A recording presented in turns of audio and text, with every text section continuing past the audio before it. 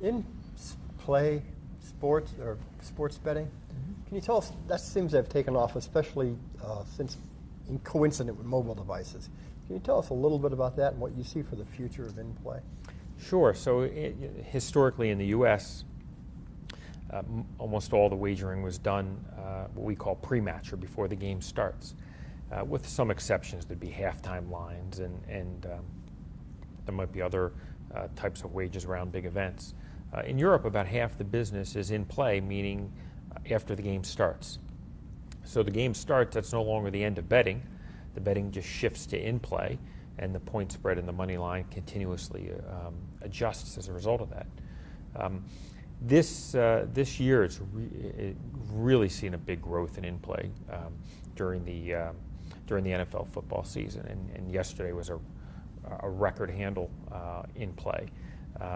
You get people who are just sort of betting. Other people might miss the start of the game. Other people will just have a different opinion during the course of a game. So it attracts a whole bunch of different folks, from somebody just trying it out and betting $5 to folks betting thousands of dollars. When you say a record this year, are you talking about here in the U.S.? So a record for us, and we're the dominant force in in-play wagering, certainly here in Nevada. So the market up till now was actually very, very small. You talk about mobile and the impact mobile has on in-play, and sure, it is a product that lends itself to in-play. But interestingly enough, we do about a third of our in-play business over the counter, where folks get up and go to the window and make a wager, which is something that that's probably the statistic that I'm most surprised by, is that a significant amount of in-play is actually done over the counter. But it's certainly very much a mobile product in concept. Take your crystal ball out again, second time. Sports betting, which has obviously been very controversial because some legislators in New Jersey have pushed it every which way they can. Any thought as to how that might play out?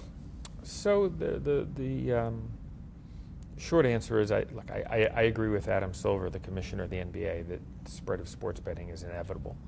It was obviously fairly significant when he said that within the last few weeks. But people are betting every Sunday, every day, everywhere, and only a small portion of sports betting in the U.S. is legal. And there's this massive illegal market, which will never be stopped. It will never be shut out. People have been betting on sporting events since the start of the nation, and even during colonial times. And so, of course, eventually it's going to be legalized. New Jersey is very interesting. Without getting too technical about it, there was a big lawsuit between the state of New Jersey and the sports leagues in federal court last year. The federal statute that applies to sports betting is something called PASPA, or the Professional and Amateur Sports Protection Act. And the court opinion that came out in the Court of Appeals after that litigation suggested that there might be an avenue for New Jersey to pursue sports betting by not affirmatively authorizing it, but rather by repealing existing prohibitions on sports betting. And so the legislature did exactly that, where they repealed the ban on sports betting as it applied to racetracks and casinos. And then the Attorney General of New Jersey came out and said sports betting is now legal in New Jersey. Ultimately, the issue is going to be decided by a federal court. My understanding is there's a hearing in federal court in October in Trenton, so we'll have a better feeling as to how it plays out then. But I think in terms of beyond this one court case or this one decision, clearly the movement towards a scenario where sports betting is legal, it's regulated, it's taxed, and the sports leagues are cut in, which is what one of the things Commissioner Silver mentioned. It seems to me to be inevitable, as he said. They're coming close to it with the fantasy leagues, pretty darn close.